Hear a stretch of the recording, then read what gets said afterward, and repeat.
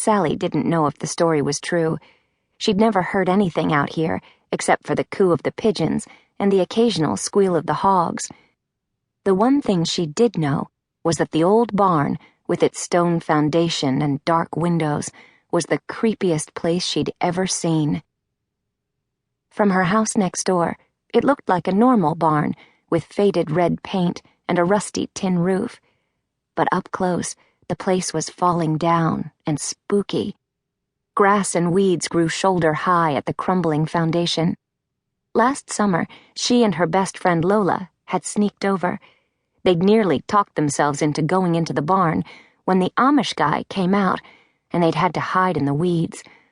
It had been scary, but exciting, too. All he did was pee out the back door.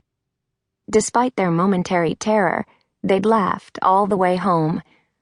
Sally had had a tough time explaining the cockleburs in her hair to her mom.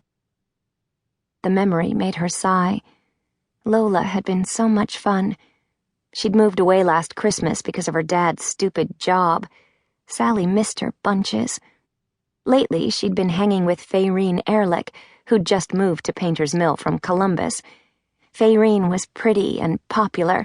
Her mom let her wear lipstick and shave her legs, and she'd already scored a place on the softball team and the girls' glee club, two things Sally hadn't managed, and not for lack of trying. Everyone thought Fayreen was the best thing to hit Painter's Mill since the new ball diamond out by the middle school. Sally thought Fayreen was a big mouth and a know-it-all, and she knew for a fact Fayreen wasn't that smart because she'd copied Sally's homework twice already.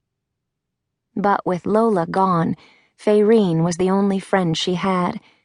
The truth of the matter was Sally needed to up her game, prove her courage and her worthiness for 5th grade. Her mom had told her to stay away from the Amish people next door. They didn't want English kids sneaking around in their barn.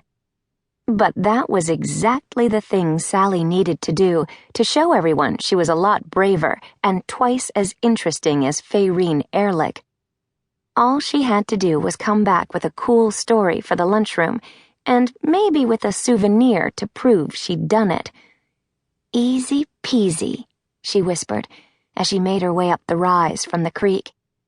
In the back of her mind, she wondered what Fayreen would do if Sally came back with Rebecca Schneider's scalp. That would shut her up for good.